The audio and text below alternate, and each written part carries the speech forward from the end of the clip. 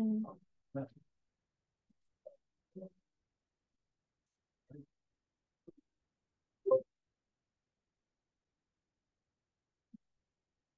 on 1 second.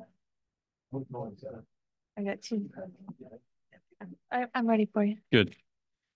All right, we'll now call the city council regular meeting to order for July 22nd, 6 p.m. Please rise to the invocation and pledge of allegiance. The invocation will be given by Councilwoman Brittany McGuire. Heavenly Father, we want to first off thank you for this evening. Thank you for all the individuals that came out, Lord, tonight as we go about making these decisions. Lord, I'm asking you to give each and every one of us clarity, give us intuition, Lord, give us wisdom on what we should do for the city and what would be in everyone's best interest. In Jesus' name, amen. Amen. I pledge allegiance to the flag of the United States of America and to the republic for which it stands, one nation, under God, indivisible, with liberty and justice for all. May be seated. Please call the roll. Yes, sir. Councilmember McGuire. Here. Here. Here. Mark. Here. Mayor Anderson. Here. Item number 4 is going to be a proclamation for the 2024 Florida Water Professionals Month. We're going to have our water professional read it.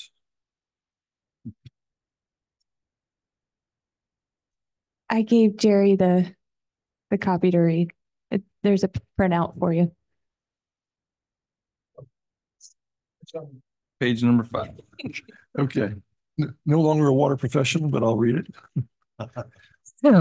Whereas water industry professionals in Florida dedicate themselves to the production and distribution of safe drinking water, as well as the proper collection, treatment, reuse, and disposal of wastewater and stormwater. And whereas the professionals employed in this industry commit themselves to protecting the health of Florida's citizens and our state's natural resources. And whereas Florida continues to take bold steps and lead the nation in water quality protection and conservation of our waterways and natural resources.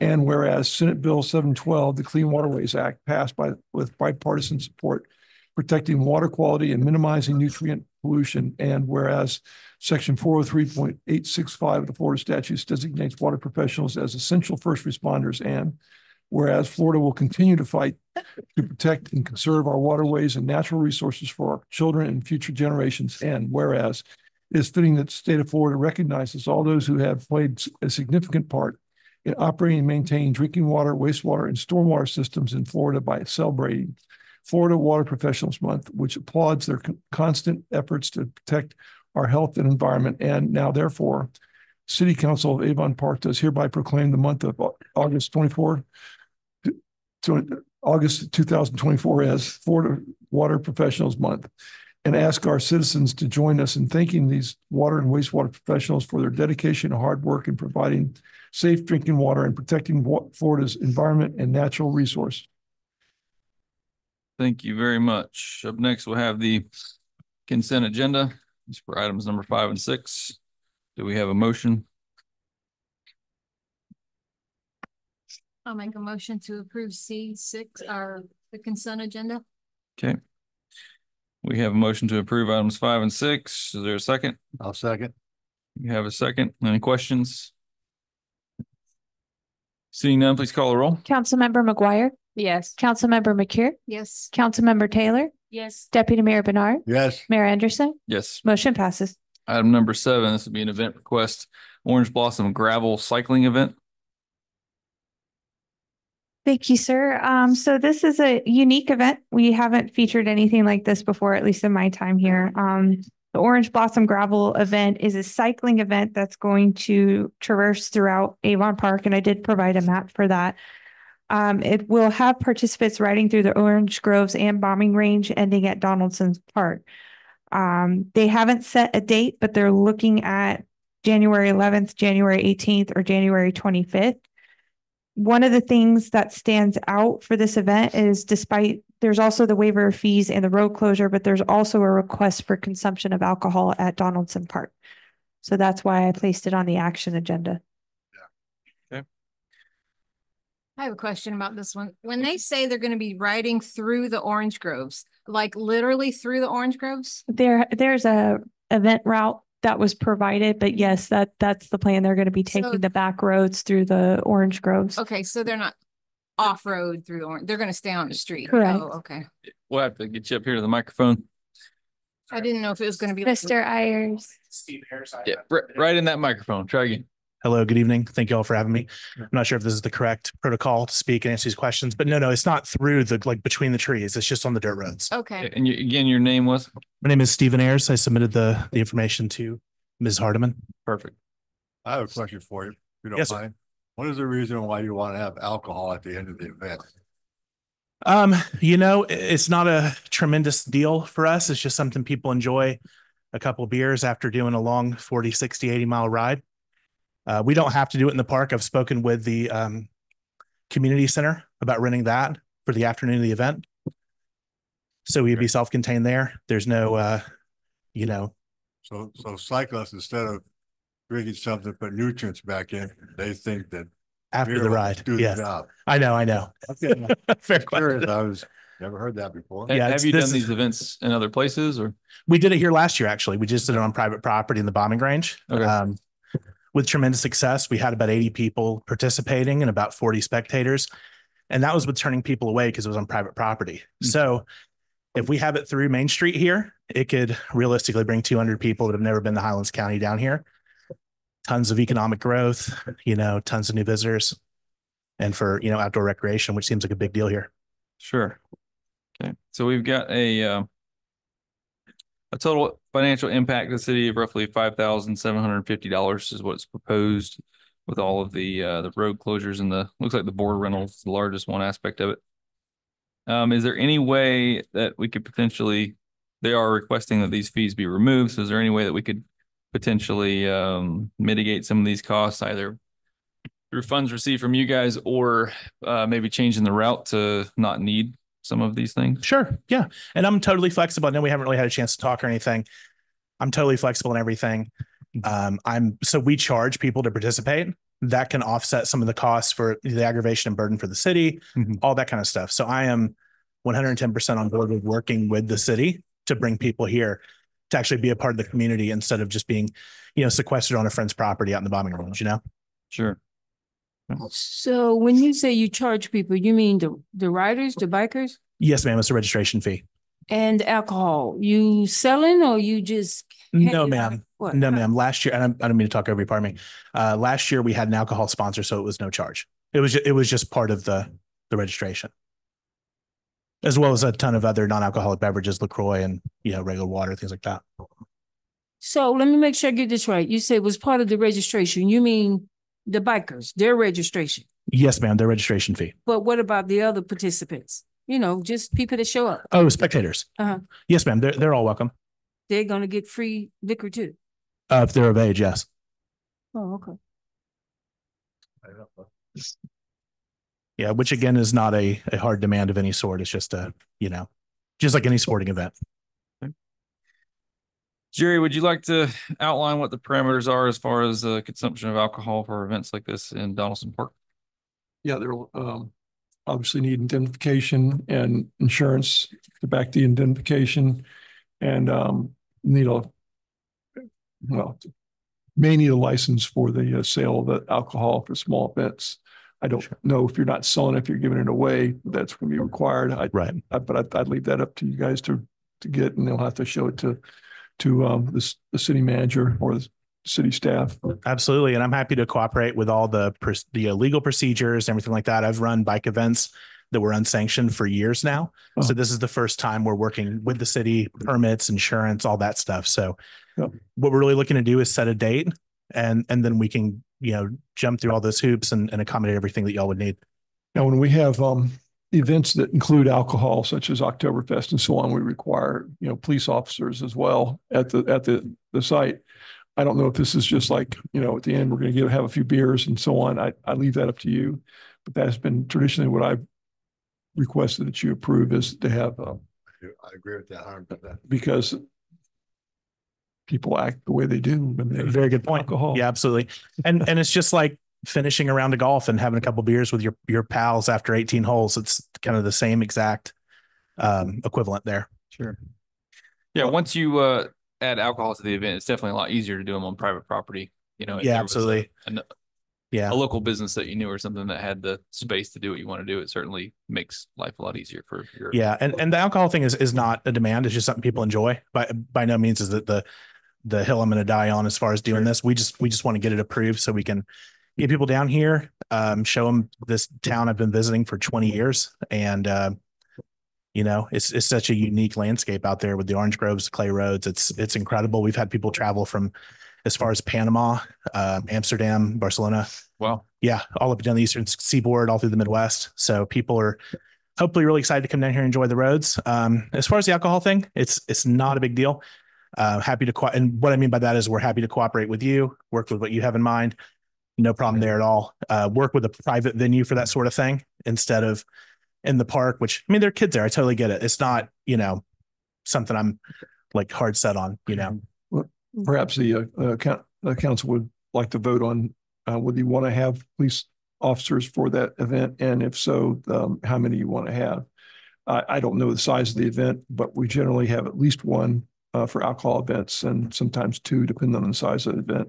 Mm-hmm. And we've even had as many as three, or I think Oktoberfest gets really big. Sure. But would we want to vote on it right now? He hasn't decided if we're having alcohol for sure. Well, I'm not sure you're gonna have a chance before the next meeting. I'm happy to go either way on this. Like I said, we're more than happy to work with a private So you would venue. be fine if we approved it minus the alcohol? Sure. Yeah. We could just work with a private venue for that kind of thing. I mean, there's tap room and Yeah. these are things I've held off on talking to businesses about because I don't have a date in mind. So I wanted to speak with y'all first, share the idea with you. It seems like you're pretty open to it. Mhm. We can set a date. And then from there, I can work with, private businesses, directing people to the Jack Randa, the tap room, all the local restaurants, things like Mhm. that. So Okay. what date would you like? The Your 18th, ideal date? the 18th would be amazing. January 18th. Or the 11th, either or. I'm good with the 18th or the 11th. I got one question for you too. Yes, ma'am. The roads, are they going to be closed throughout the entire duration? So from the. Oh, no, just for people to take off. So about 40 minutes. Okay. So in that case, would you still want to put the merchandise stand in the median then, or wouldn't it be better to put that in Donaldson Park if they're going to meet back up there? Yeah, great point. And these are just things we're fleshing out, but yeah, we can absolutely just put it in the park. So people aren't walking across the street. That's a fair point. So you need it closed for them to take off, but not for them to return. No, ma'am, they would just end at Donaldson Park. Okay, and my next question is, you live in Tampa That's correct. and you say you've been coming down in this area for 20 years? Yes, ma'am. And why you chose Avon Park to do this? Well, the terrain is one of a kind. I mean, rolling clay hills surrounded by orange groves is something unlike anywhere else. I've got close friends that grew up here, so I've always come down here to visit them. Mhm. We're practically family. I love the town. It's, a place that not a lot of people who don't live in Florida or Central Florida come to. So the short answer is the incredible terrain, as well as the charm of the town. And, it's just an ideal location. Chrissy, you were about to say something a while ago? No? Okay. So we do have the request for waiving the fees. The fees, as I said, are a total of $5,750. So is that something the council is amenable to? Seems like a lot to me. I agree. That seems like a lot of fees Yeah. to wait. And what it comes down to, looks like 4,200 of it is the aero board rentals. So is there a way that we can potentially eliminate some of these aero board rentals? The only way Jason, where is he at? That's the sign that we get from FDOT, right? I'm sorry, what rental? I don't mean to The aero interrupt. board rentals, meaning the side of the road rentals that Directing people. direct people left. or right. Oh, yeah, that's that. Yeah, absolutely. So, pardon me. Go ahead. I don't mean to talk over you. I'm sorry. So everyone has the route on like a GPS, like a Garmin on their bike. Mhm. So there should not be a need for a tremendous amount of signs. Sure. And these are people that are very familiar. This is a very standard race format. Yep. Oh, pardon. That's your. Thank you. Okay, so for FDOT, we're required to put out arrow boards for Main Street closure. So it's supposed to be out for 2 weeks. That's why you see them out there in advance of requirement. So being that it's Main Street's getting closed down, we put two on a northbound, southbound lane of 27. And we also put one out further down Main Street as you cross Memorial. So we put one out there so everybody knows what the event's going on and they know that is coming up. I put that there. It's a standard rate trying to capture because maybe it's not, doesn't understand, but we do have to go out. We do have to prep them. We have to make sure the batteries, and there's costs. If we were to go get a service to go do this, it would cost probably a little bit more than that. So I put our cost of what it costs to go out there. But if you want to put the fee down to $1,000 for the rental and then just the rest, I mean, it's up to the council. Yeah, I think you were thinking they were talking about directing people that in the event. And what this is basically maintenance of traffic, which we're required to do by the state. And that's what he's referring to as the mechanisms we use for the maintenance of traffic. The large orange ones that light up and say road closed or whatever. Yeah. Okay. I just wanted to be sure I wasn't familiar with the terminology. I have a question then. And if he's only going to have it for the start of the race, would you be opposed to starting it on one of the side streets, maybe Museum Avenue? Not at all. And then that way we wouldn't have to shut down Main Street. Yeah, if you don't shut down Main Street, this is a very low cost. It should be a very low cost event. Perfect. If you don't have Yeah. to shut down Main Street. But I mean, if you have to shut down a bunch of other streets, then we don't have to deal with FDOT. We don't have the requirement of the aero boards and everything else. We still have to do some closures and let regular people are you going to end up shutting the road down, or you're just going to, almost seems like you'd be better off having some couple of police officers in the cars drive with you and you get to where you got to go and be done with it. They drive behind each other, right? You guys are just sightseeing. You're not racing. No, it's not a race. It's just a sightsee tour. It's just to get people out here, because everyone, and I'm sorry to go on a long-winded thing, everyone that came here was so blown away by the terrain that they've told all their other friends in Atlanta, New Orleans, yada, yada, yada. So people just want to enjoy the scenery. Long story, long answer, long, sorry. Ride a bike and obey the Absolutely. rules. And it's just riding a bicycle on public roads, Right. but it's an organized thing to bring people here. It's a sense of community. People come together. You know, it's a really, really cool, positive thing. And yeah, I think it'd be a tremendous benefit to Avon Park to bring, like I said, to bring so many people here that have never even heard of Avon Park. No offense or anything, of course, but especially from larger cities all over the United States and even overseas. The Public Works Director's idea of having a police officer in front and back is really, really good idea. Yeah, I'm not opposed to that by any means. I am, as I mentioned, happy to work with the city council on whatever you have in mind. And, you know, I'm by no means am I coming here telling y'all like, hey, here's what I'm trying to do, blah, blah, blah. I'm more than happy to work with y'all and make it a team effort to benefit the community. Personally, I think best way to go about it would be nix the alcohol, have it at Donaldson Park, see if you can get a couple of officers to escort you guys in and out of the city on the city streets. And Sure. That would probably be a great event. And we've already been talking to, I'm sorry, I forget the gentleman's name who rents out the community center. Robert Miller. I believe here. Anyway, It's Galen, right? She rents out. Yeah, Robert Miller's the manager. Oh, okay. that's who I was directed to. Thank you. So yeah, we're happy to secure a venue and all that stuff. We were just looking to set a date, and then, you know, I've submitted the indemnity form, the proposal, all that good stuff. I've been an insurance agent for 8 years. I can get insurance, no problem. Nice. So yeah, we're good to go. If you're happy, I'm happy. If you like it, I love it. I have a question for you. How many Yes, ma'am. bikers did you have to register? Last year, 80, but that was with capping it and turning people away. Uh-huh. So this year we anticipate quite a bit more. We could have up to about 150, 160. And did your indemnity, did it covers alcohol? Last year, no, because it was on private property. Oh, So it was a non-issue. We just had a friend that works at a brewery in Gainesville donate a keg of beer. mhm. So I guess my suggestion would be that based on the input you're getting tonight, basically come back for approval with, more information on what you finally decided you wanted to do. I mean, we can rent the community center and go from there and just run it right there from Museum Boulevard Street Museum Avenue. Thank you. We can just do that. We don't need to close down Main Street. There's not a problem at all. And I'm happy with the 11th or 18th would be great either way. Sounds good. Sounds like a fun event. Make a big All difference. right.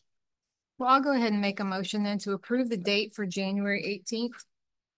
Well, we don't have an event to approve yet, so we Well, don't we're have. gonna approve his writing event. All right, You're not approving a map or anything. What needs to happen is he needs to come up with a new map, get everything worked out with city staff. They'll bring it back to us, and then we'll be able to approve it all in one shot, and it'll be perfect. are you gonna be able to do that since you live in Tampa? I'm happy to do that.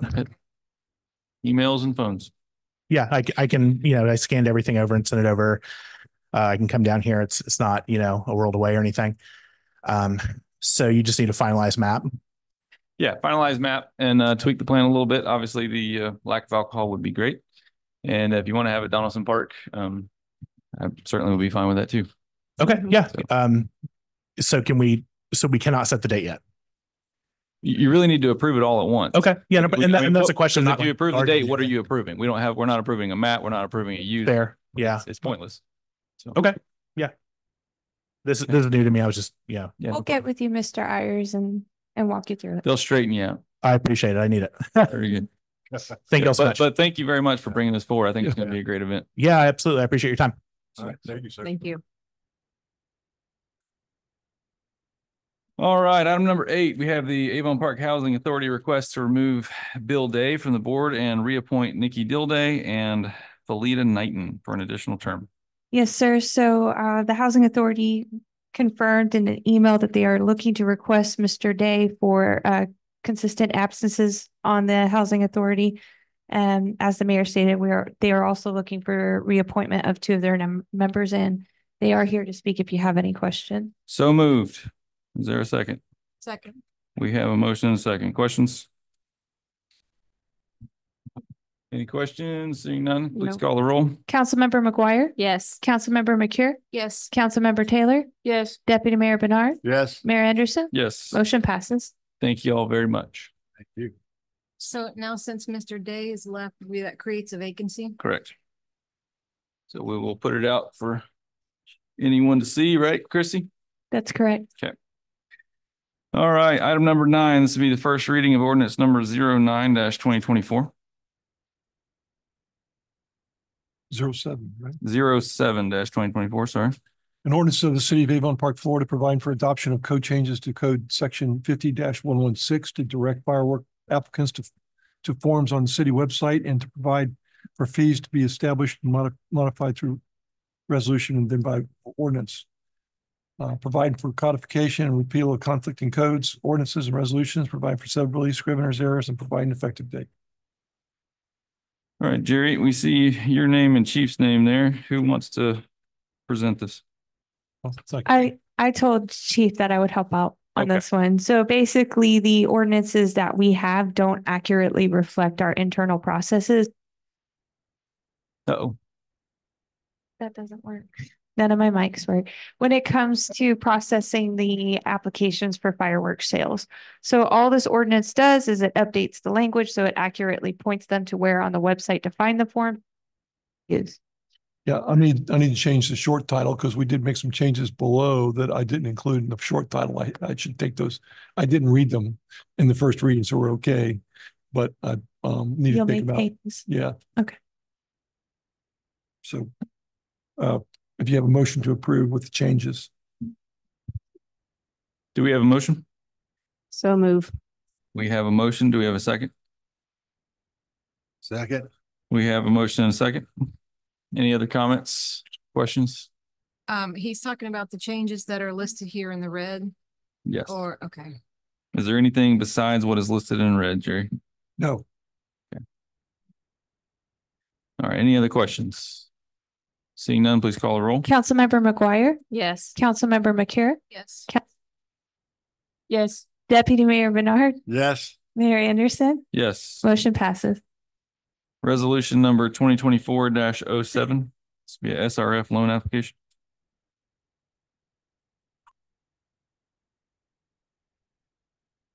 almost there.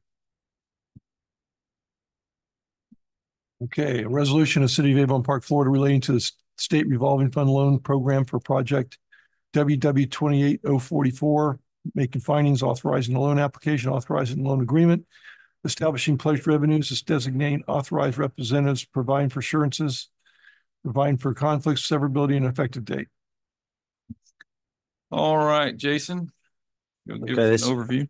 All right, so this is part of just through the process of getting it's a loan, but it's 100% forgivable loan on the principal. So we're trying to replace the Lake Tulane lift station, get it further up the street, going south. I think everyone's familiar with where it's going to. So this is just part of the process that we have to go through to get the application approved. I think everyone's familiar with what the project is, right? Okay. So. Does anyone have any questions on this? So we're moving it and upgrading it at the same time, right? Yeah, it's completely new, completely new. So it's just, gravity is going to bypass where the sewer just flows on its own. It's going to bypass where it's at and just keep going. And then we're going to dig our line and then just kind of tie it in. So it'd be minimal bypassing and everything else and, get you a new lift station out there. Sounds good. So how long of a time frame before this from start to finish? Joseph Sleva, utility manager. We're estimating roughly 3 years. We're going through some of the design process now. So by the time we take off, 2.5. Could be a little bit faster, but we'll do our best to push it along as fast as possible, especially the element where we're out in the road. We're actually trying to purchase and getting a prefab lift station. So it's going to be a complete HDP, which is a hard plastic, and it'll last. It means you're not going to get concrete with infiltration coming in. It's already made. You just put it in the ground. That's the whole goal. It'll be all built out and it should be pretty quick. So whatever we're putting on there is already made. And it's just bringing it in, installing it, and that's that. It's not a whole lot of interruption to the neighborhood with machinery. Hopefully that's not the case. It's Fiberglass pool versus concrete, right? yeah, it's just gonna yeah. So is the road gonna have to be closed at any time? Yeah, for a certain amount of time. But it's off to the side and you can go around it. It's kind of where it has that triangle right there when you come up to Lane. You pass by the lake and then you can go off to the left. It's that little triangle area that's off to the right. Now, while we're in the road digging, it is going to be a one way only, but we're going to do our best to get that. But it's going to be deeper. When it first starts off, it's going to be kind of deep, but as it goes up the hill, it has to maintain the grade. So as it goes up the hill, it's going to be deeper and deeper because it's going to maintain that. But hopefully at that point, it'll kind of be off the road somewhat. But it'll likely be one way when the digging's taking place for that pipe. So what is there now? You got the little fence in enclosure, all of that, you know what I'm talking about? Yes, I know. All of that's gonna be removed or that's gonna stay there as well? No, it'll get modified. So once it's kind of with the sewer system, you let it do its thing and it stays running. And then as you basically build everything and then you kind of swap it over. So there'll be a point where the goal is to try to take that wet well and turn it into like a manhole and then end up but for that portion, we'll be bypassing, but we'll be moving real quick and then it come over and it'll get repurposed. But that stuff, all that you see there is not going to be there. It'll be, you may see the lid and we can dress it up, make it look a little nicer, but it's not going to have that fence and all that other stuff. So it'll be a better view to the lake. Hopefully less cars running into it. So my next question is, at one point, North Boulevard is gonna, at a certain area, North Boulevard is gonna have to be torn up. No, for the pipes? To go across the other side of the street, There'll be one crossing. it's gonna go across it, right? Yes, ma'am. That's what Jason was speaking about, one lane closure. Okay. Yes, ma'am. And that's probably gonna last as, meaning torn, all broken up and torn. That's probably gonna last as long as the project? No, Oh. that's just that process as they get going. The project, there's many stages to the project, getting all the approvals, but the actual digging of the pipe and then laying everything in there, that should move pretty quick because it's in the contractors, whoever that ends up being, it's going to be in their benefit to get in and out of there. It's the only the problem is that it's a sandy soil, and as it gets steeper, having to put like it's a digging box to keep it from caving in. That's just a little bit stressful getting that going, but other than that, I think it'll move along, with a decent amount of speed. It's everyone's benefit to get out of there as fast as possible. Whatever we can do to put a plate over or whatnot and get to the traffic pattern, we'll do that. It's a particularly important lift station that we have, and dating all the way back to before Nucor, it's been a choke point. So we knew that was going to be a choke point, knew it had to be replaced. So I'm glad to see it's finally getting replaced. Any other questions? Seeing none, do we have a motion? I'll make a motion that we approve resolution number 2024-07. Okay, we have a motion. Do we have a second? Second, We have a motion and a second. Last call for questions. Seeing none, please call a roll. Councilmember McGuire, Yes. Councilmember McCure, Yes. Councilmember Taylor, Yes. Mayor Bernard, yes, Mayor Anderson, Yes. motion passes. Thank you very much. Item number 11, city manager position closing and selection of top 5 candidates for interviewing. Ms. Koger. So the position officially closed on the 16th. And we received 16 applications, 19 total, but 2 were applied for the wrong position and 1 withdrew. So 16 applications total. Tonight, there's a number of things that I'm hoping council will agree on if we can start moving this in the direction. I provided council with a spreadsheet that defines the applicant tracking to just keep it simpler to look at. You've already received all the packets and all the information that came in. This just narrowed it down, put it all on one spreadsheet. The 6 that are highlighted yellow meet all the qualifications based on the job description that council approved. So those 6, out of those 6, there are 2 that would qualify for veteran status. We have to take that into consideration because preference is given to veterans. What that means is the veteran is guaranteed an interview, not necessarily guaranteed the job. They have to surpass all the qualifications of everybody else at that point. The recommendation to select 5 to interview, that was just a recommendation. Council can, interview all 6 if they want. They can interview 3 of the 6. That's up to council. I would recommend going ahead and interviewing all 6 that meet the qualifications. And that's it. So council would need to decide who they want to interview. And then there's some other points. So I don't know if you want to go point by point. Yeah, we'll have to break it down a little bit. Okay. Is there any clarity as what the council wants to do right now for the 6? Obviously, the 6 highlighted ones are the only ones that do meet all the qualifications. So as you heard Ms. Koger say, that's her recommendation that we interview all 6. Is anyone opposed to doing that? No, I agree with that. Okay. does anybody have an interest in anybody else other than those 6? Not if they don't meet the requirements. Mm-mm. Okay. Okay, do we need to make a motion individually here, Jerry? What? Do we need to make a motion for each of these points as we go through to try to narrow it down? Yeah, it's probably a good idea Okay. to do it each point. I'll make a motion that we go ahead and interview all 6 of the highlighted candidates. This would be Danielle Kelly, David Lynch, Pat Omen, Nicholas Sawyer, James Tanner, and Scott Transo. Be looking for a second. A second. We have a motion and a second. Any other questions? Seeing none, please call a roll. Councilmember McGuire, Yes. Yes. Councilmember Taylor, Yes. Deputy Mayor Bernard, Yes, Mayor Anderson, Yes. motion passes. Ms. Koger, please go to the next point. Okay, the next point would be to decide if council wants to use the interview rating rubric. That is highly recommended just because it keeps everybody focused. When you do multiple interviews like this, you get to the 5th one and you can't remember who said what between 1 and 2. So it's just a way to keep everybody focused as you're going through the interview process. Okay. Does anyone have any questions on that? My only question is, if I remember correctly, this is just still the guideline. We're not required to choose the one with the highest score. It's just kind of to let us see what everybody else's thoughts are.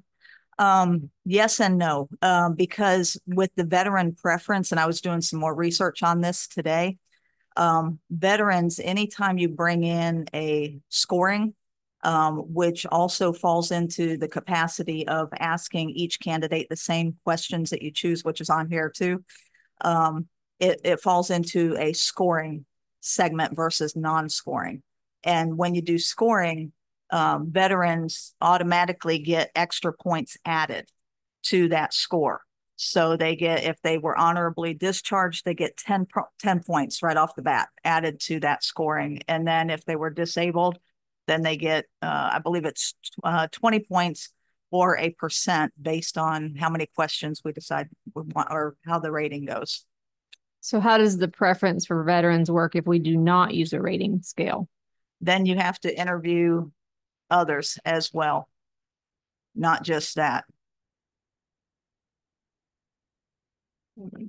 Wait, what? Explain that again? So let me get my document here. 1 second. You guys have copies of that on your desk too, what she's looking at. Yeah, I have this rating form. That's what you're talking about. It was attached to the spreadsheet with the highlight. I printed one. Attached to the spreadsheet. I put that out there today. Oh, And I sent an email out earlier. Are you lying to me, Chris? Yes. This one with the long paper. Yes, that's it. That's oh, not. this one. Oh, I this- was looking at the Right. rating form. Yeah, where's the grading form? That's what I was looking for. Yeah, it's in there. It's definitely in there. Got extras, but you can look at mine if you want.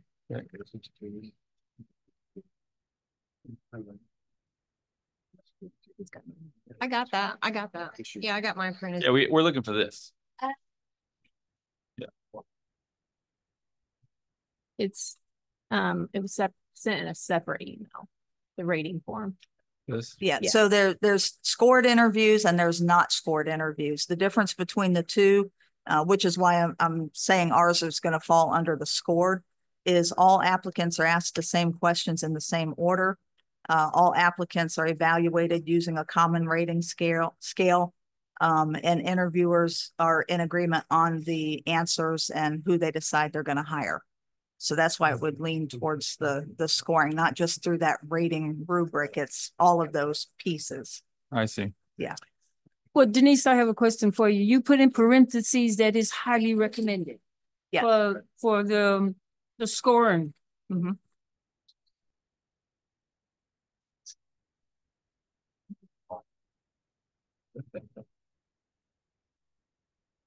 Miss Taylor? No, I just, yeah, I just want to make, I want to make a point that she put in there that it's highly recommended that we use the scoring. And so let me make sure I understand this right. So I see that we got 2 veterans that falls in the top 5, right? Mhm. And so if we had 2 of the veterans and 1 of the non-veterans to score around about the same. Mhm. And if a veteran has a disability, then that veteran gonna automatically pretty much get the position. Correct. Okay. Yes.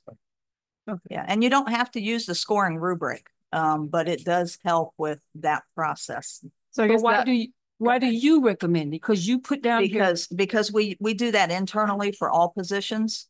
It's just a way to keep everyone focused. And like I said, because when you're going through so many and you're asking 25 questions to each candidate and you're getting a slew of answers at the end of 6 candidates and probably 6 hours of interviews, if each interview is going to be an hour long, to try to remember who said what and when, it's just better at the end of each interview. Take 10 minutes, mark all your scores, set that aside, go to the next interview. And then at the end, then you can talk about it. And that's a common practice. Yeah. That's a common practice when My we practice. hire employees. Very Yes, we do that executive. internally too. And is that a common practice when we hire employees as veterans? Yes. Okay.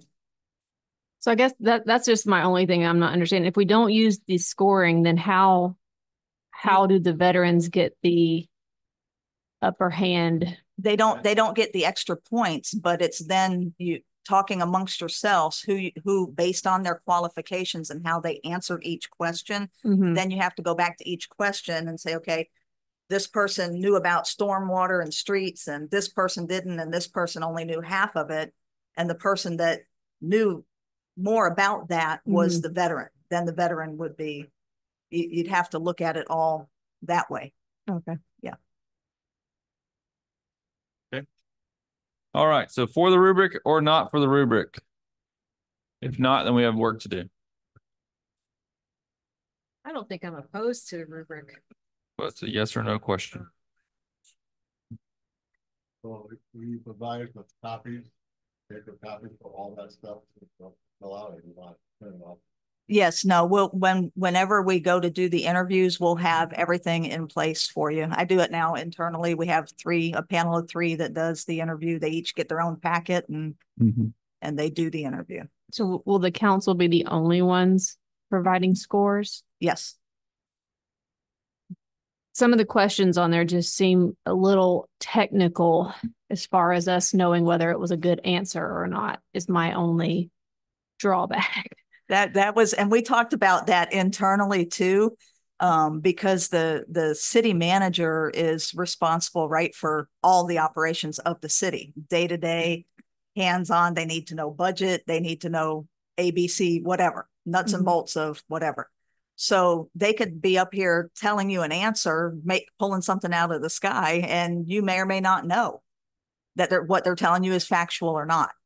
And so I don't know how to overcome that hurdle. Could we not ask staff's opinion? Yes, that was going to be the recommendation when Melody and I were discussing it, that probably staff in each of those areas should be present in case something doesn't sound right.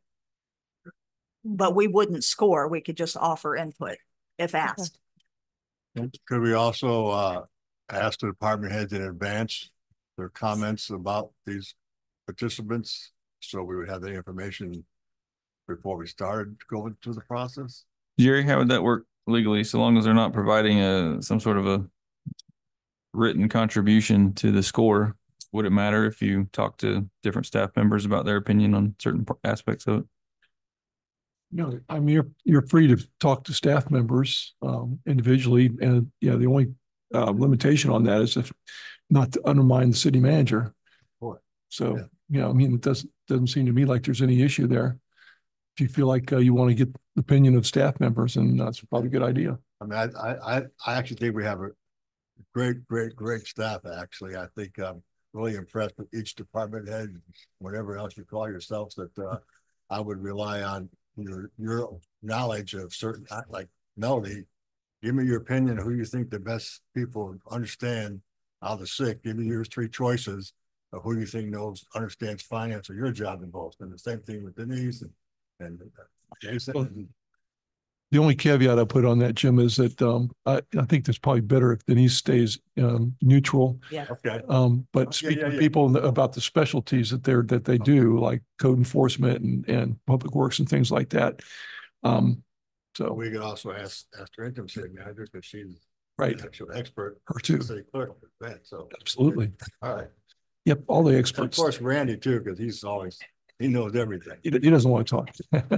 Jim, are you talking about talk to them before the interviews or during the interviews? Before.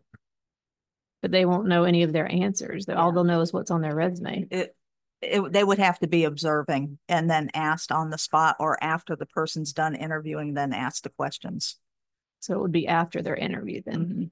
Yeah, it might seem to you to be perfectly logical explanation of their knowledge of drainage might be like public works staff saying, "What the heck?" So okay. Yeah, but one good thing that might be, if you want to talk to staff beforehand, is things to look for. Right. Certain aspects, certain traits that they consider to be good or valid or But whatever. you can see through some of their questions kind of where their thoughts were going, but maybe just a few more points. Yep. Okay, so it sounds like in favor of the rubric. Yeah. Am I hearing this? Yes. Is there a motion to that effect?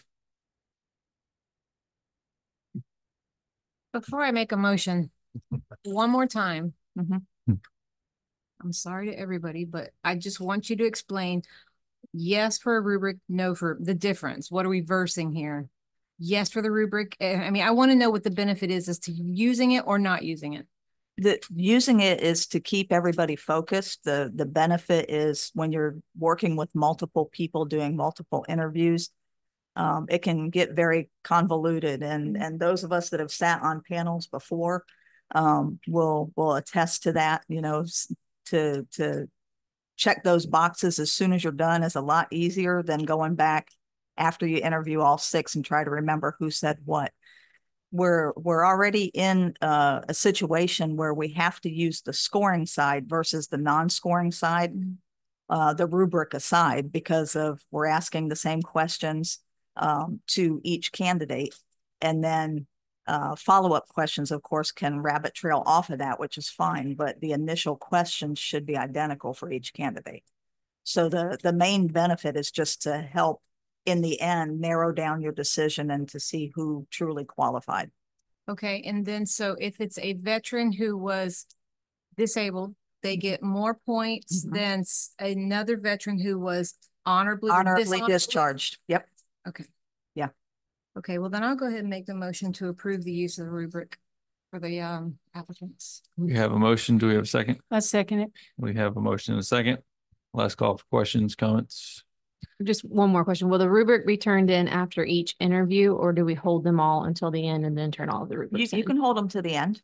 And then at the end, because I'll be here just facilitating, but you can hold them until the end and compare them and Okay. do whatever. That Okay. would give us a chance to Mhm. look at it and maybe change our mind. So, and one more time, the most that a veteran and a wounded veteran, the most points that they can get for those two facts are. The way it is if your score totals, your rubric score totals 100, which ours doesn't, if you Right. use the one that I gave you, it was 170. Okay. So it's 10% of 170, right? So an honorably discharged veteran would get 17 points Mhm. added automatically, and a disabled vet would get 34 points added, 20%. There you go. 20%. So it's pretty weighty Mm-hmm. if it's a Tyson race. Okay. But there's 2 out of 6 that are veterans. So, Mm-hmm. and are either one of them wounded veterans? I think it just says vet. Mhm. One is a disabled. I didn't note that on there, but Okay. yes. Mr. Sawyer looks like. Yep. Okay, that's what the double asterisk means. We have a motion, we have a second. Any other questions? Seeing none, Yes, sir. please call the roll. Councilmember McGuire, Yes. Councilmember McCure, Yes. Councilmember Taylor, Yes. Deputy Mayor Bernard, Yes, Mayor Anderson, Yes. motion passes. Yep. Probably the most challenging part now is what questions are going to be asked, right? Yep. So council members were given, based on input from staff and their unique areas of expertise for overall operations, a list of questions were compiled. We don't, of course, want to publicize those questions yet because we don't want applicants to be able to Google search answers, before they come in and have a weighted answer. So out of the 48 that you were provided, the question is, do you want to ask all 48 or do you want to narrow it down and, narrow it down to 25? Still trying to get a broad scope. I mean, when we put the questions together, it was to touch on all the areas: budget, the fire department, overall operations, working with personnel, working with council, working with residents, working with neighboring cities. We tried to bring in questions for all of that into those. How many departments are contributing to the questions? We had Mel contributed. Randy, I think Randy did. I did from a personnel standpoint. Jason delegated to Joseph as well as Mike Roberts put in on it. And So we There were got 5. I think that questions on was there, too. everybody. Okay. And Chief Marcy for the fire department. We got 6. And you did as well. You did not. I didn't want to mess with the decision-making process. Okay. So I thought I'd just take a step back and let the department And heads. Sean too, from CRA Mhm. standpoint, we put a couple of questions in there. Okay. Just trying to cover all bases. Sure. I have a question about, first of all, before we say, are we going to take any of these out or add to it? Are we going to sit down as a group behind closed door and go over this? Or No. how is it going to happen? I want That to know can't how, happen. is it going to be one applicant One this comes in. night and then, okay. So They'll all be back to back. One applicant comes in, we'll ask all the questions. Next applicant comes in, all the Yeah. questions. You'll do them concurrently. Yeah, I mean, Go you ahead. can give appointment times and so on, but you can't tell anybody not to show up to a meeting. That's a violation of Sunshine Act. Mhm. So other words, it's open to the public? That if they want to be in the pub, sitting with the public, they're perfectly welcome to do so. And this question is for Ms. Denise. Ms. Denise, since you in human resource and you do a lot of interviewing, how long did you expect for an interview to last for a city manager? Estimate, Estimate a solid hour. good hour. Yeah, We good go hour. an hour, we just wasting time? Depends on how much the applicant wants to, share about each question that is asked, because that, you never know. You have some that love to talk and then you have some that are very direct. You might have a 20-minute interview. It just depends on the applicant. So Jerry, why does this have to be open? What's the difference between having a negotiations with the fire department behind the closed door and being able to do something like this behind a closed door? Because Florida statutes allow you to do the negotiations with regard to their discussion regarding negotiations with the fire department and union discussions. So your labor council knows the rules on that. And there's other circumstances where you can have it too for litigation, but where those, except for those exceptions, no. There is another exception that's for RFPs and invitation of bid. There are circumstances where you can close the meeting so that our bidders don't know what people are proposing and so on, in case you terminate bids, all bids. But yeah, the law is very clear about that. And there have been circumstances where people have come in and they've denied that, said, need for you to step outside. That's instantaneous problem. Okay. So Mr. Jerry, in other words, they protected under a certain agreement. No, it's the Sunshine Act. Anybody can come to the meeting and we can't exclude anybody. No, I'm talking about firefighter. Oh, that's a separate statute that allows them under the labor laws to have those discussions privately outside of the public. And it's similar to what we call a shade meeting that we have for litigation, where we're allowed to meet without the public to discuss negotiation strategy for litigation. But theirs is much easier than the one that we have for litigation. And Mr. Jerry, just for my reference, if we had a police department, they would fall on the same thing as the fire department? It's not the department so much as the fact that they're the union negotiations. Okay. All right. So then if we have seven departments that we've selected, it's like what, six questions each department? Yeah, roughly. Mm-hmm. Well, personally, I would like to see Chrissy's contribution as well. So I would make it 8, and I would just simply say that we have 4 questions from all 8 of the individuals mentioned, with Ms. Koger going through just to make sure none of the questions violate any law. We can't ask those questions. You would end up with 24 questions total. Stick with that. And then obviously all the council members individually have the ability to talk to all the applicants and ask them whatever questions they want before anyway. So Well, I agree with that 100%. Just when you say ask them any questions you want to, there are some questions that you're prohibited by law asking potential applicants. But if we're using the rating scale, you said we have to use all of the same questions. We're only allowed to ask follow-ups though. Correct. You can in the interview. Yeah, in the interview. But if you want to call an applicant and ask them a question, you can. Okay. Yeah, I just warn you that some of the questions seem totally innocuous, and yet they can still be violations. Such as if you ask somebody what year they graduated from high school, seems like an innocuous question, but then their age, Right. and you can't ask anything about age because that's a prohibited topic. Right. So there you Well, go. you I don't just really basically know. explained. You don't really know their exact age. I mean, they could have been 16, 17 years old when they I'm graduated. just- They I'm failed telling 6 you times. based on a case out there that actually found that to be a violation.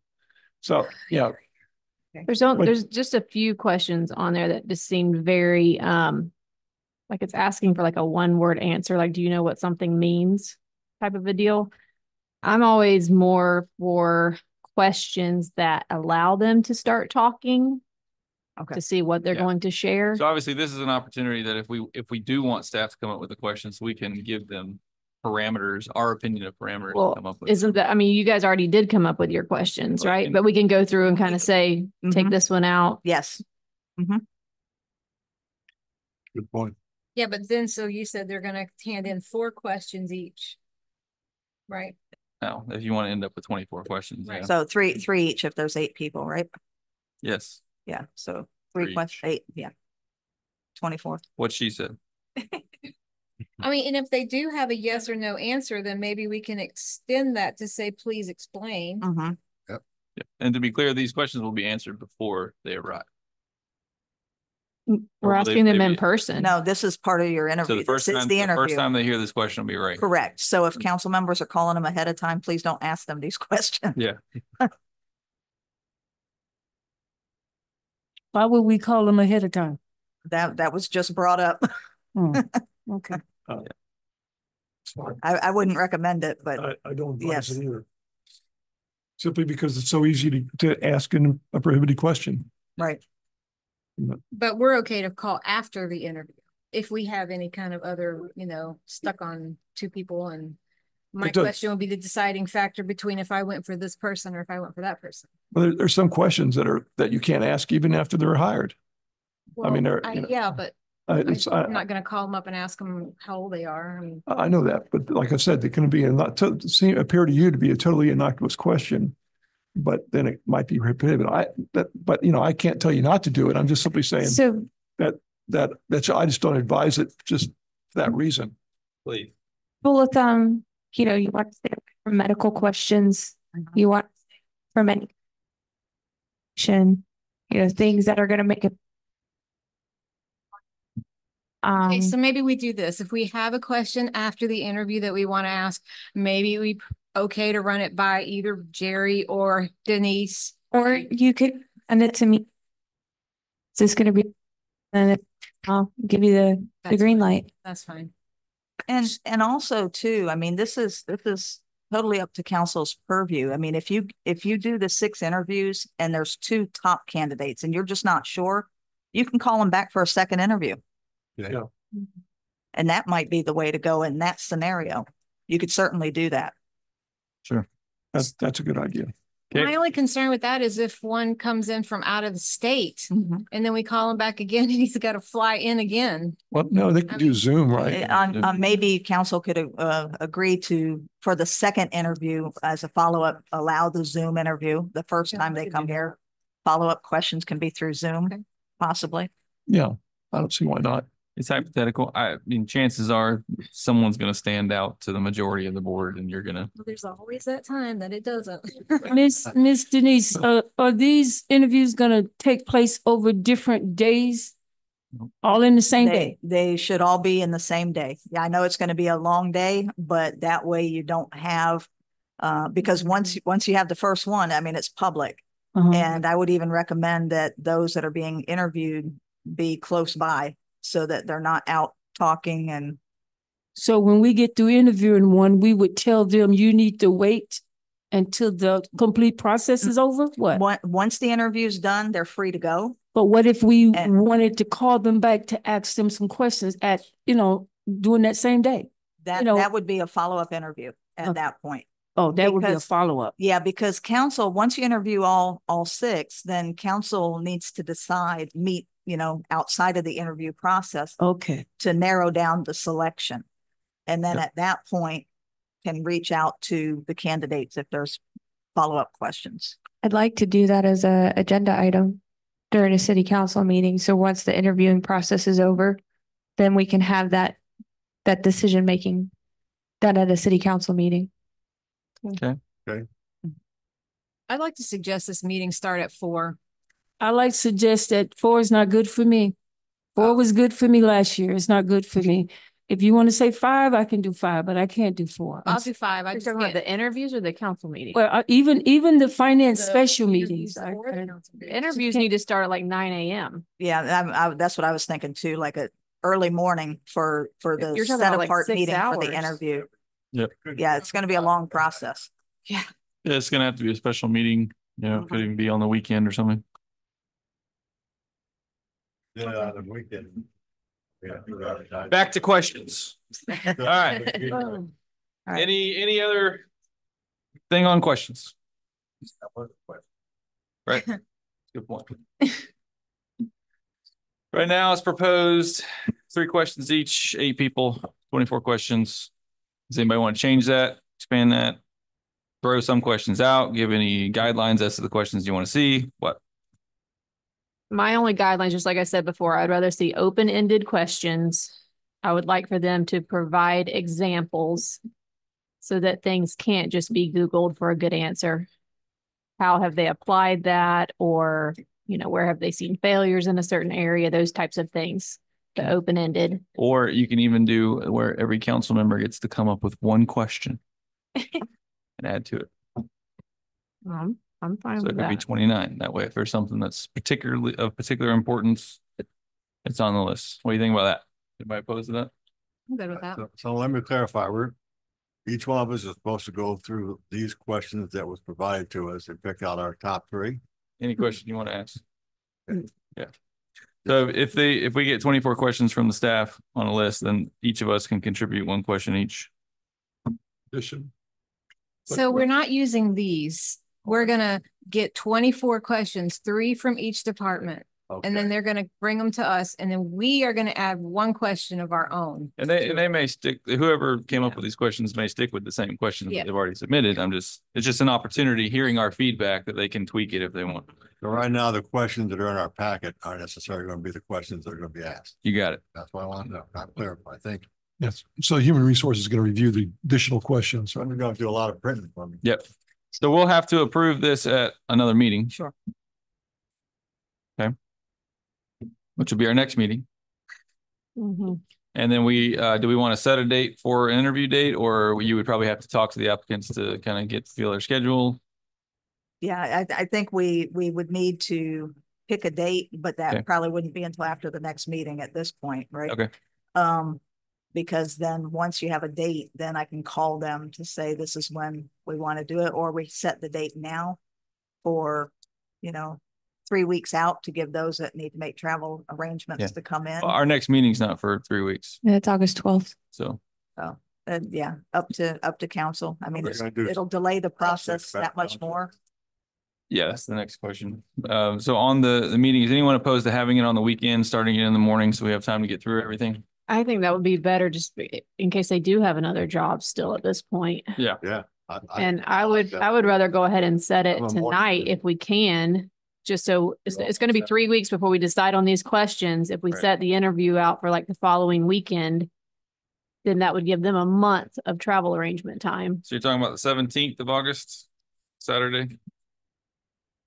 Yes. Is anyone opposed to that? Is that enough time, Denise? To contact the applicants? Get the background checks. That's the next question. So what's the date again? 17th of August, 9 a.m. 9 a.m.? Wake your butt up and let's go. It's super That's Saturday. important. Bring some coffee. Saturday, August 17th at 9. They're always fine. I'll use Sure. my phone.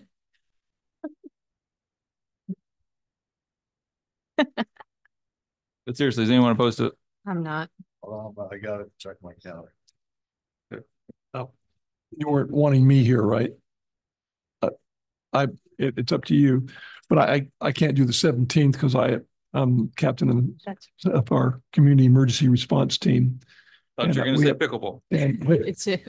all that too, but no, but that's our annual meeting We'll ask you this way. Do you see a reason that you would need to be here for that interview process? no, I think your human resource can handle most of the questions. If you have any questions, please call me and I'll try and take the call during the meeting. Just step out or something. Is everyone okay with Jerry not being here for that meeting? Yes. Actually, Yes. it'd even be better if you'd call your labor attorney because he knows Brian. more. Yeah. I mean, I taught human resources for 3 years, but I still believe he knows more than I do. Okay. Okay. Do you need a motion for that date? Yes, please. Motion to approve August 17th, 9 a.m. for the interview date. Need a second? Second. We have a second. Any questions? Seeing none, call the roll. Councilmember McGuire, Yes. Councilmember McCure, Yes. Councilmember Taylor, Yes. Deputy Mayor Bernard, Yes. Mayor Anderson, Yes. motion passes. Is anyone opposed to having 24 questions presented by the staff with an additional question from each council member totaling 29? I'm fine with that. Make a motion to that effect. So move. Do we have a second? Second. We have a second. Any questions? Seeing none, call roll. Councilmember McGuire, Yes. Councilmember McCure, Yes. Councilmember Taylor, Yes. Deputy Mayor Bernard, Yes. Mayor Anderson, Yes. motion passes. Background checks. Yeah, last question. So internally, what we do when we're doing the interviews, we interview all the candidates first, narrow it down to the selection, and then just do the full background on the person that's being selected. That's what we typically do. I agree with that. So And that can that's take up to how long? 2 to 3 weeks, depending on how many jobs they've had in the last 20 years. And that whole process just takes time reaching out to the employers. Okay. So after the August 17th meeting, it would be an additional up to 3 weeks before that person could be approved. Is that something the council is okay with? I personally would rather do the top two, just in case something pops up and we don't have to wait another 2 to 3 weeks to start over again. First choice and backup. How much? That would be my. How much is it? Choice. It's for the basic background, it's $50, and then additional costs depending on how many places they've lived. There's add-on costs for that, and then the credit, running the credit check would be additional. And that's the one we're doing, the basic. Mhm. Okay. I'm with Brittany. I say do 2. I mean, it's $50. Do 2 just in case the other one don't work out, and then we don't have to wait another 3 weeks. Yeah. Well, that would be the object of the 17th meeting at the conclusion, is to pick the top 2, at least to get the background check started. I'm good with 2. I like that. So move. That is so moved. So move. Going once, going twice. All right. Do we have a second? Second. We have a second. Any questions? Seeing none, please call a roll. Councilmember McGuire, Yes. Councilmember McCure, Yes. Councilmember Taylor, Yes. Deputy Mayor Bernard, Yes. Mayor Anderson, Yes. motion passes. Anything else? Thank You you. are So done. I do have a question too. Okay. They're going to be required to do a drug test, correct? Correct. The one that's selected, yes. Right. So then they would do that. Okay. So then we'd approve, and then they would go the next day and pending that test result. Right. Yeah, and the test, if it's an out-of-state person, that they can be tested in their area. We have a nationwide drug testing company that we use. They can be tested right by where they live. And we typically get the result back of the drug test in about 48 hours, unless there's some kind of complication, or if the MRO has some questions they have to ask. Just to clarify, it's to the person that we offer the job right, for, right. not after the No, interviews. just the one. And are you going to require a time frame for them to do that within? Immediately. Yeah, they need to go as soon as possible. I mean, because I would even recommend, within a couple of days from the time they get their donor pass. The donor pass is only good, I believe, for 7 days from the time it's issued. So they need to do it within that window. Oh, I was thinking it's A- less and- than that. And my question, Denise, is all the applicants is going to be interviewed in person? Mhm. Nobody's on Zoom. No, not for the initial interview. Everybody's in person. Anything else? Seeing none. Item number 12, purchase of street sweeping attachment. Jason. Needs to sweep some streets.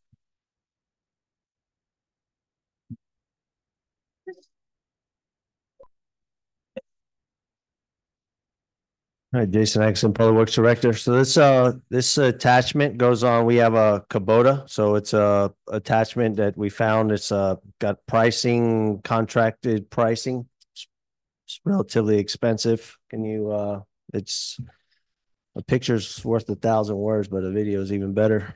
So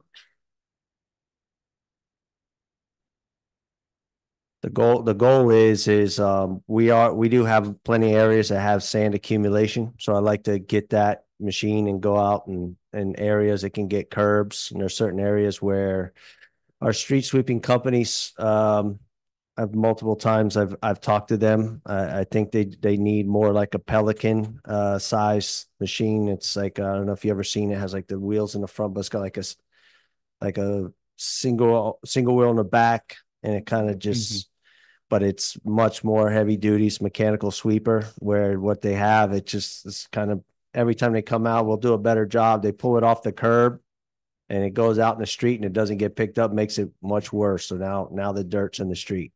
This here, We can sweep it up, dump it into a truck. We can go hit up and do a neighborhood, clean up some areas. It isn't meant to do long swaths of street, but like pinpoint areas that are problems, something we want to dress up, make it look good. Say we want to go through Main Street or go into a neighborhood that we recently worked on, we can make it look nice. Is it close to being up? All right, there you go. Never mind the music.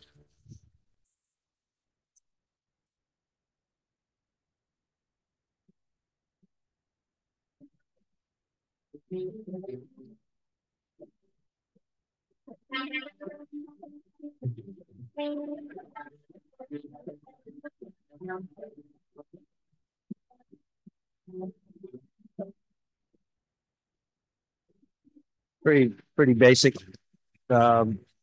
It's a pretty good piece of equipment. So even if we have a water main break or something along those lines, and we want to clean up an area, we can use it. I mean, if it's small, we can use brooms, but if it's a little bit bigger, we can use that. If there's ever a spill on the road, say a dump truck goes out there and drops a good amount of rock, a ballast rock or something, this will move things along. You can pick it up with the bucket, then just use that to get the fines and keep it moving. So it's. Do you ever request demos for equipment like that? I've used them personally. I've used them in when I for a small amount of time, I did some milling and asphalt at night, and that's what they use to clean up after the big miller comes, and you use that machine and you just sweep it. Are we using our track machine for this, or do we have a wheel machine? So we have a track machine. So yeah, that's the only skid steer we have is a track machine. We have a couple skid steers. So it's but usually the good thing about the track is that it's kind of stays level when it does its things. Works out pretty good.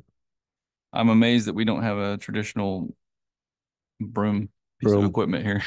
Yeah, because I looked at that, but it would just end up sweeping it right off into the people's, whoever it is there. And I said, do I want to sweep it off into their lot and then it rains and it comes right back?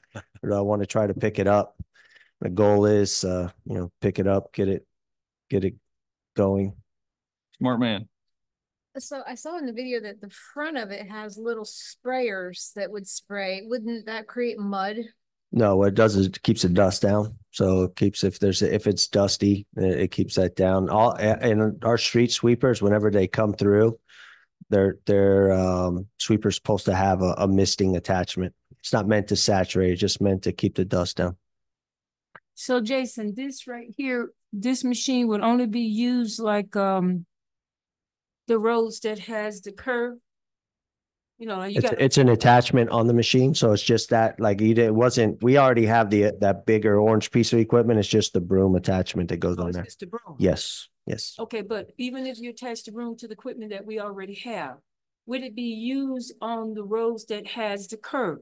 When I call the curve, the concrete that comes up off the ground. Yeah, no, that's specific. That's I'll say specifically, that's really a good spot to use it because that's where the curb and gutter, what do you want to call it?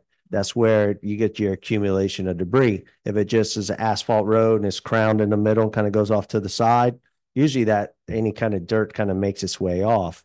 So many of the areas that we have problems with are the areas with the curbs. So it's more aligned for that, but you can use it anyway. You can use it on any of the streets, but it's pretty much designed for the roads with the curbs. Yes. Okay. Yeah, that's that other, like that attachment, you can, the one that spins hydraulically, it was like a little broom in the front. So that there's a broom on the inside and that sweeps and it has a bucket. And so that broom, when it sweeps it into the bucket. And then the one that you see for the curb machine, it sweeps it over, it gets it off the curb. So your tires or track isn't rubbing up against the curb. And then it gets it off. So, and then the other pulls it on in. How long do one of those attachments for the brooms last? The bristles? Depends on the operator, how long. It may be and how much we use it. So if we're using it a good amount of time, maybe 2-3 months, and then you got to get another. But it's not the replacement on the brushes aren't that expensive. It's like maybe $300 or something like that. How long it takes for that brush to come in? They told me it was like a 30-day lead time. pretty quick. I was happy when I heard it. When I saw the price, and I said, that's what that'll get me by until we put in a budget for the street sweeper was in not next fiscal year, but the year after that. So it's, you know, a little over 2 years away, plus getting it. So it may be almost 3 years till we get that good street sweeper to Okay. do more areas. Any other questions on the street sweeper? Seeing none, is there a motion? I'll make a motion to approve D12 for the purchase of the street sweeping. We have attachment. a motion. Do we have a second? Second. We have a second. Any questions? Seeing none, please call the roll. Councilmember McGuire, Yes. Councilmember McCure, Yes. Councilmember Taylor, Yes. Deputy Mayor Bernard. Yes. Mayor Anderson. Yes. Motion passes. Item number 13, discussion with possible motion to move forward with the fee schedule for planning and zoning services. Randy, you are up. Yes, sir. You'll see, did a small spreadsheet on the different current zoning applications that we have with our current prices, fees, I should say, and then added a few others due to an influx of these certain items that come in frequently. So I did basically the low from other municipalities and counties for the same service or the same type. I did a high, and then based on the amount of entries, I guess, for the same, like for the comp plan, we then averaged them out to give you the actual average of all the cities and counties combined. Okay. Also, you'll see small scale under the comp plan in the rezone versus large scale in our current fee schedule. You don't see it basically broke down like that. You see it broke down into 3 increments of basically acreage. We're the only ones that do that. And talking with Jeff at Central Florida Regional Planning Council, he says everybody else does it small scale, large scale. And so I said, okay, so what constitutes small scale and large scale? So he gave me, it's called the Rural Area of Opportunity, is an agency, and they ruled that small scale is anything 100 acres or less. And large scale is anything obviously over 100 acres. So he recommended, and I recommend, that we keep it consistent with that agency because they are kind of the trendsetter on planning and zoning for this. So when you see majority of the stuff that we would be dealing with, obviously is going to be small scale, but you can see the average. We currently charge $450, where the average is $1,696.97. Okay. And So are you looking for a blanket approval across the board here? Or are you looking for? Well, we're looking for you to set the fees, basically. Okay. You see what they currently are, and it's under resolution from 2002, our current fee schedule. And I think, to me, the fairest way to go about that would take the average. These fees do not affect anybody in the community, really.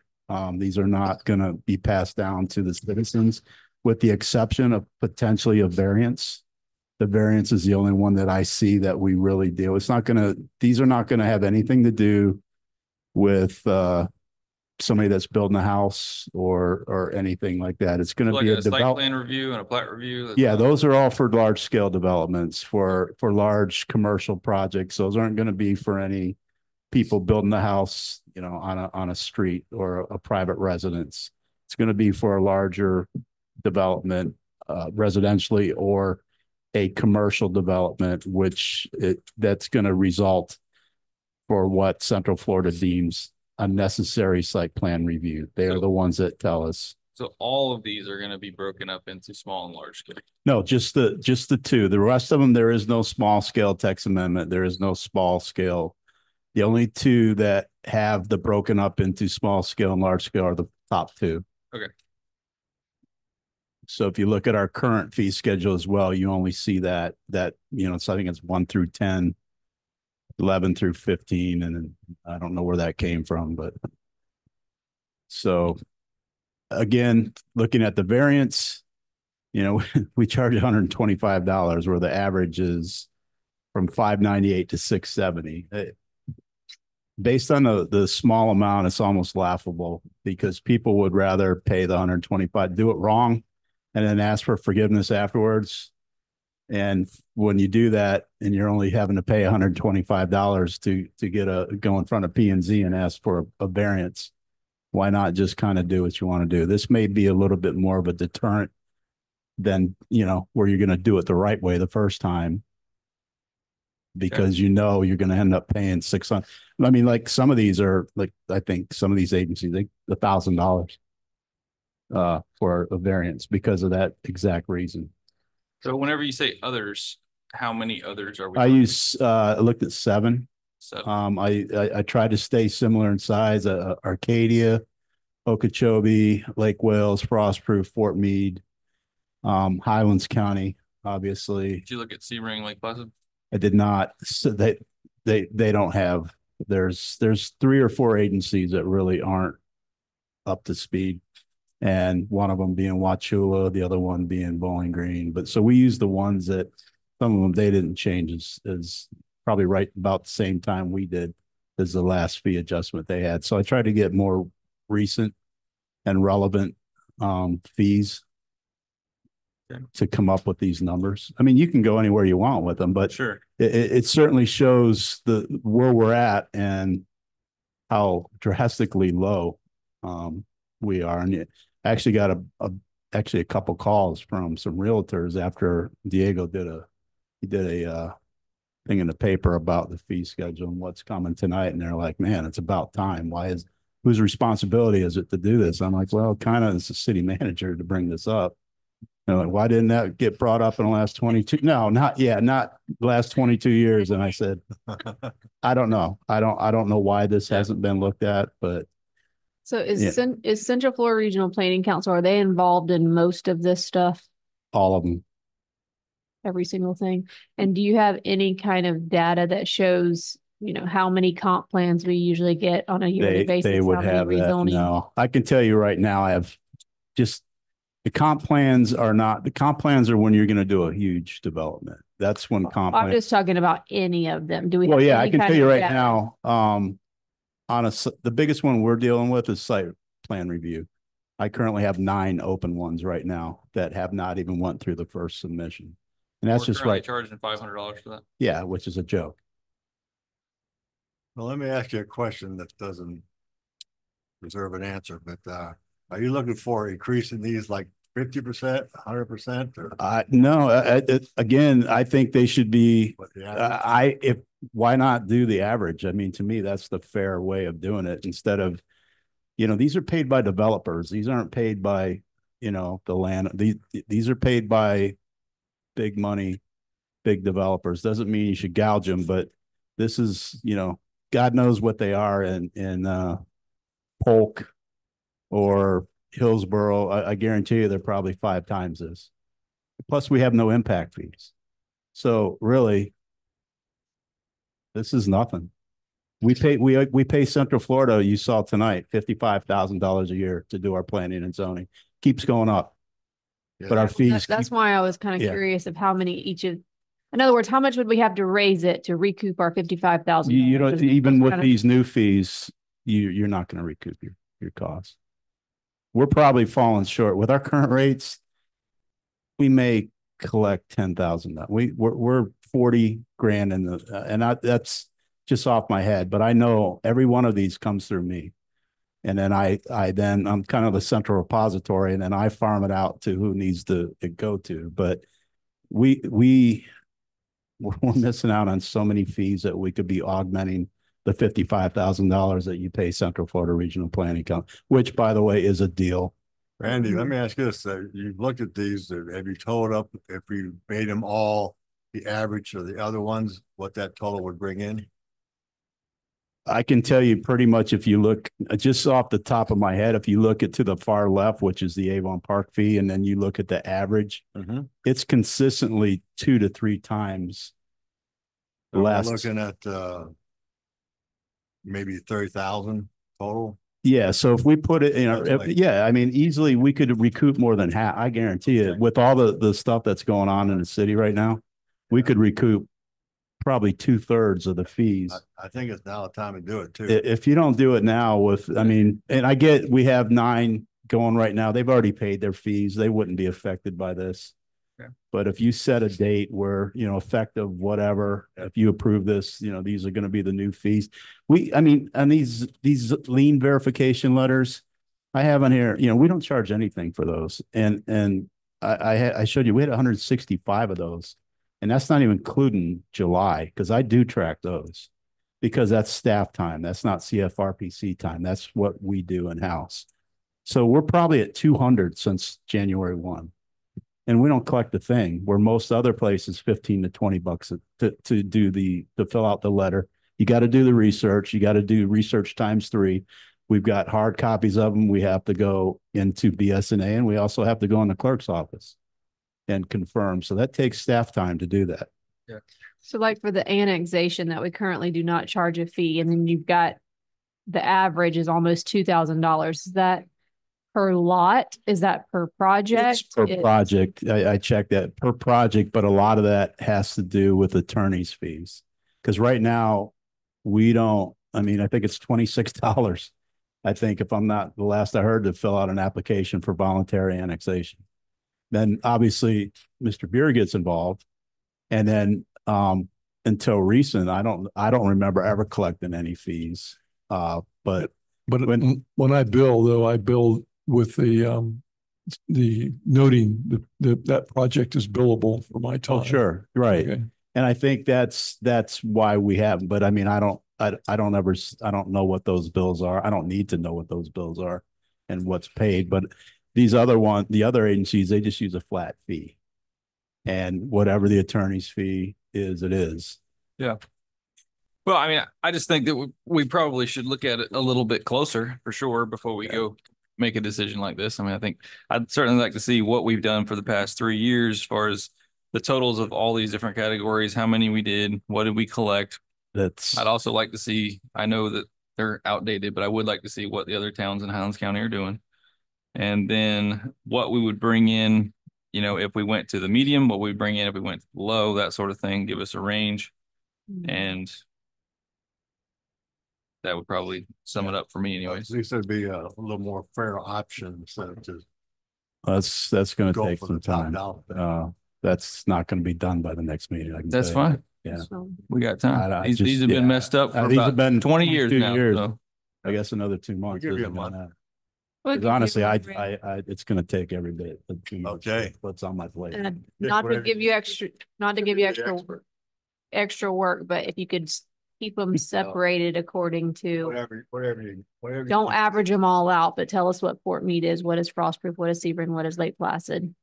And let us do the averaging just so we can kind of see. So you just want the documents, you want a fee schedule from each agency? That would be Or do you nice. want it all in this type a spreadsheet? I know you don't like spreadsheets, Randy. I hate spreadsheets, and I'm not going Maybe to, that'll be there's my another- staff will do the spreadsheet. I'm not doing it. Okay. Perfect. Yeah. I think what you're trying to say is you're going to collaborate with other professionals. That's exactly what I'm saying. At the wishes of the board or yes. And so then give us, like Garrett said, give us some numbers on how many of each of these. that's things going that to we come from actually Central do. Florida because I don't track those. So Yeah, I'll have that's to get with them. I'm sure they do Okay. because they bill us each year. They have a billable amount. So I'm sure they're basing that bill on the amount of work they're doing for the city. Right. And do it over the course of, I mean, I don't know if you want to. You want 3 years? I don't You know. want We got COVID in there too. I don't know how that plays with things. Yeah, I think 3 years is fair. 3 years is, I mean, it's been 22. So I think 3 is fair. Okay. Understood. Anything else on that one? Sure. So would you have it all completed and want to do a new pay schedule at like the beginning of our fiscal year? We're That going to would- talk about it when we get it. Yeah. Figured I out. mean, honestly, that would be what, November 1. So that would probably October be, 1st, yeah, November 1. October 1st. Oh, I'm sorry, October. I'm sorry, September. I'm thinking it's been a long day. It's a spreadsheet. Yes, you said spreadsheet. I'm now on PTSD mode. So, yes, I'll take care of it. I think that would be a good implementation date if you so decide to on the new fees. Perfect. Sounds good, Randy. Thank you very All much. right. Thank you very much. All right, item number 13, discussion with possible motion to move forward. Oh, excuse me. Item number 14, discussion enclave issues, interlocal service boundary agreement. Now, I provided a memo in your packet, discusses it somewhat. If you want, I can just summarize it. Please. Or I can answer questions, whichever you prefer. Summarize. So in summary, we're proceeding forward to do the ISBA, the interlocal service boundary agreement with county. County's interested in doing it.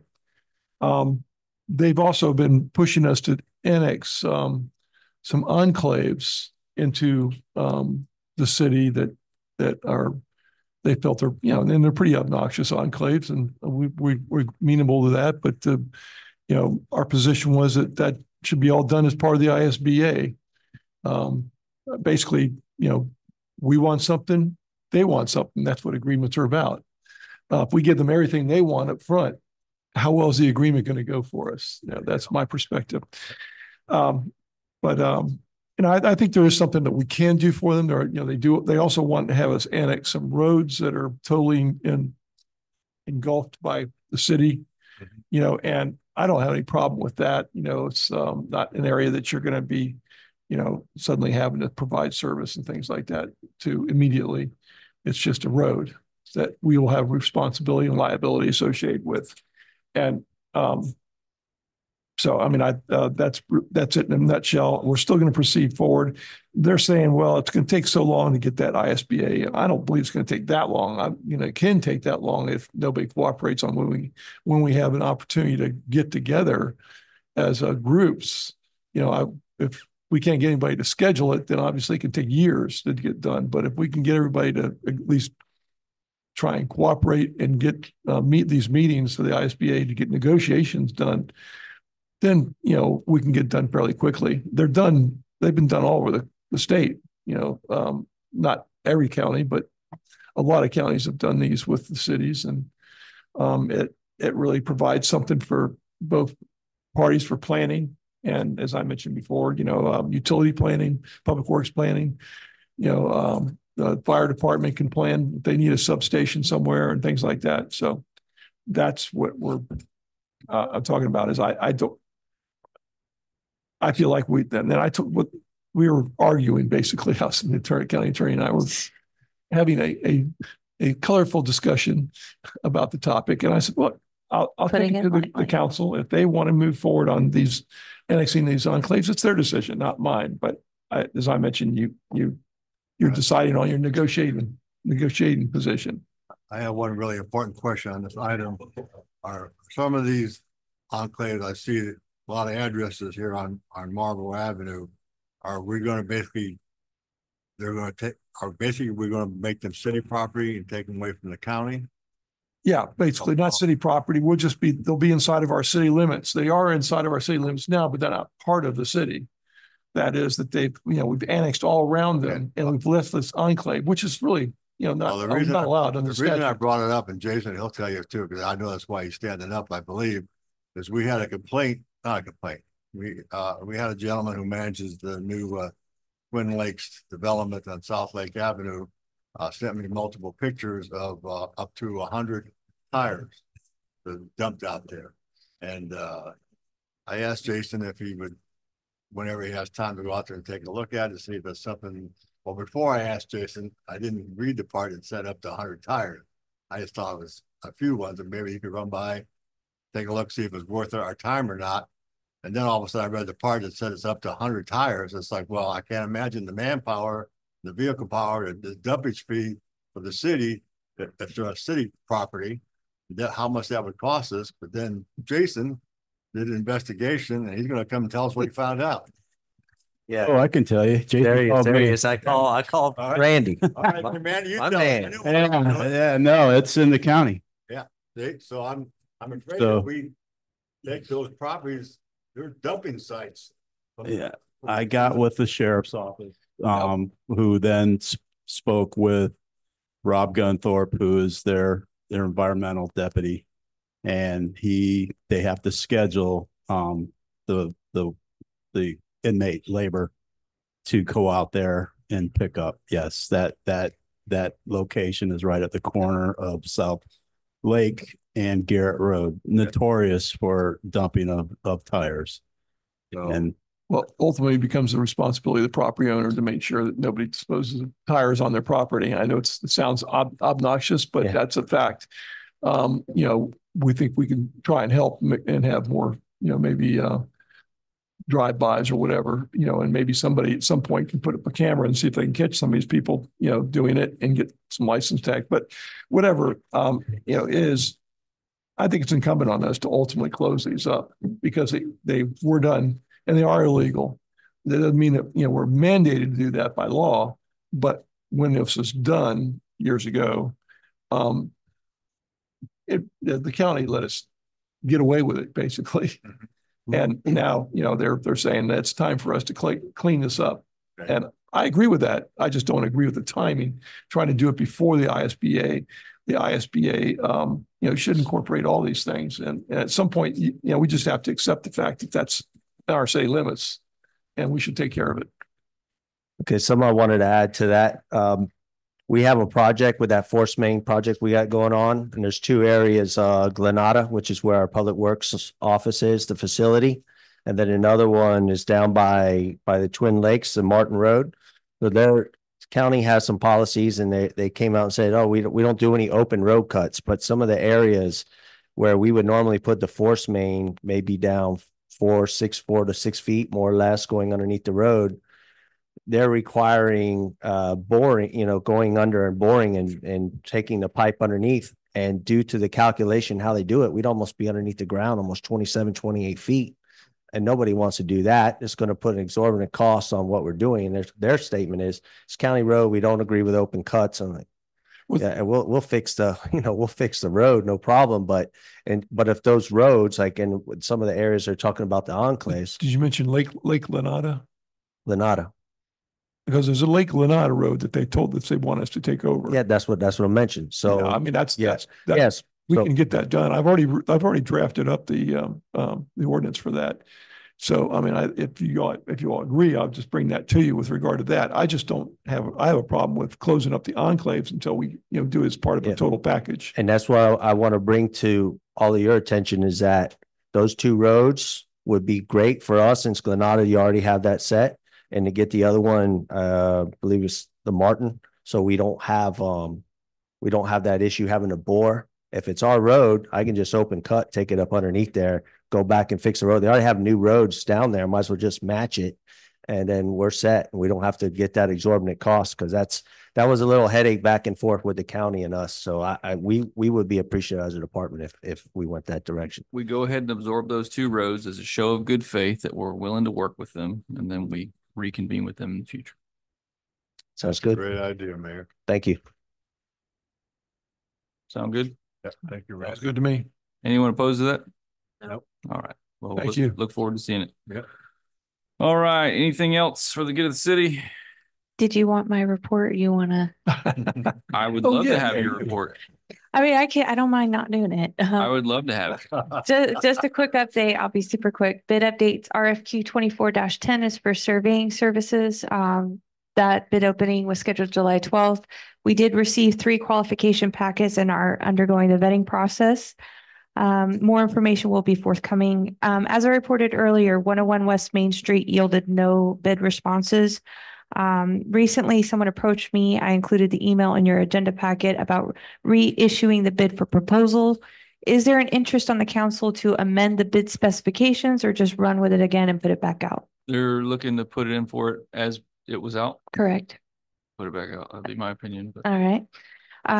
Next update, the week of July 8th, I met with Kamala Long and the head of the Avon Park cheerleading, Sherry Wood. Witten, I apologize. A request was made to revisit allowing cheerleaders to ride on the fire trucks. You guys already voted on this 5-0 not to do it. Jerry opined on that. I provided you that documentation. Chief Marcy has said that he can rig something to keep them from falling out of the fire truck. So if you guys want it on an agenda, I'll slap it on there. If not, we'll move on. Have we ever had anybody fall off the fire truck? Not In to all my the years recollection. they've been driving on the fire that's truck? not the language Jerry wants to hear. Well, I mean, it's like anything else, and you get away with it for years, and then when it happens, and I just picture, going to court and saying, well, you don't allow your firemen to ride on the back, do you? No. Do your firemen strap in with belts? Yes. But you let teenagers do it, right? And one fell off and hurt themselves. I just feel us getting smashed on that. And I just want to say, I don't want to do a full blown discussion about this. If you guys want it on an agenda, I'll put it on there. But I mean, give time. I know this could. Who wants to see it on the next agenda? I'd like to see it on the next agenda. We got one. Anybody else? I'll probably say yes, because I know she's gonna call me tomorrow. We got two. Is there Not three? me, Miss Wood, and he wasn't talking. Full disclosure. Full disclosure. That's exactly what I had. I said, go. Thanks for clarifying that, Shelley. All right, we'll put it on the agenda. Okay. Next, the city issued a check to Florida Airport Management in the amount of $10,986.65. That was for the jet fuel reimbursement on that. Okay, FAA update. We had, as of this morning, signed the AIPP supplement, which was submitted to the FAA this afternoon. So that was where we consolidated FAM's responses, the city's responses. We addressed their comments and concerns. So fingers crossed, hopefully we can get a resolution to this in the next few weeks. Next few weeks. Okay. That's my goal. That's my goal. Good luck. And best. Okay. Anything else? That's Can it. we go back to 101 West Main Street? Mhm. If you don't mind, you said to put it back out like it is. Yeah, I mean, they're willing to submit an offer as it is. It would be for a bricks and mortar multi-use building. Do we have the parking to accommodate that? No, they would want to negotiate that as part of it, maybe using some of the city's parking spots, one of the city's parking lots. I'm not sure of all the details, but that was mentioned. Certainly something we'll hash out if there's an offer made. So there hasn't been an offer made though. It was, The bid wasn't out, so you can't make an actual offer unless Okay, it's we have an interest. the bid closed, an email came in that somebody was interested after the fact. right. Okay. So they can't make an official Okay, offer. that's good. Lastly, we did get public participation on Zoom. I'm just going to read it out loud for the record. This is from Ed Dickerson. We need a policy of what type of fireworks can be used in residential areas. They are too big and sometimes fired on the street and over houses. Tampa had houses burned because of it, and Avon Park could be next. And that was the end of the public comment. Okay. Is there a authority on fireworks? Like, I don't know, is that something the chief does? I mean, No, so that's Chiefs. That's the fire chief in Right. terms of the state marshal is the one who approves what fireworks can be sold. okay. And we wouldn't have the ability to, okay. Well, statute allows for some stuff, but not a lot. Great. Hey, this is Ed. Can I make a comment? Sure. Okay. Quickly. Yeah, I will very quickly. Yeah, I'm not sure what they sell in town. I know that there's a lot there's a lot of tents nowadays, so I'm not really sure. So maybe everything is legal. It just seems to be where some of the fireworks are really big. One year I called the cops because they were in the street across from the post office. Traffic was being diverted, I'd have to say, because they didn't want to going off in their car. Somebody set up something at my corner of the street. I took care of that. I talked to the neighbors who were doing it, so they stopped. But I just think maybe a review. No pressing matters. You guys got a lot of work. And then also something that says they can't do them after 10 o'clock at night, because up until this last 4th of July, they were doing them. There was fireworks in my area going on till 11 o'clock at night, and I just think I didn't see that much of it, but I know it was happening because I could hear it, obviously. But anyway, I just wanted to mention it because I saw that report from Hillsborough County in Tampa. I think they had something between 4 to 7 houses burned because of fireworks being too big in their yard and things like that. Anyway, That's all I want to say. Thanks for listening. Very good. Well, perhaps we could have at a future council meeting, a review of what is legal and not legal in the city of Avon Park for fireworks. And if there's any suggestions as to what can and cannot be done. Sounds cool to me. Sounds great. All right. Anything else for the good of the city?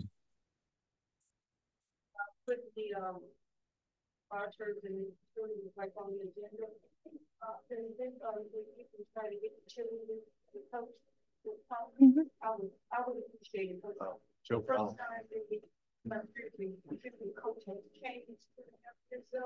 No, hasn't. Yep. She didn't come the first time.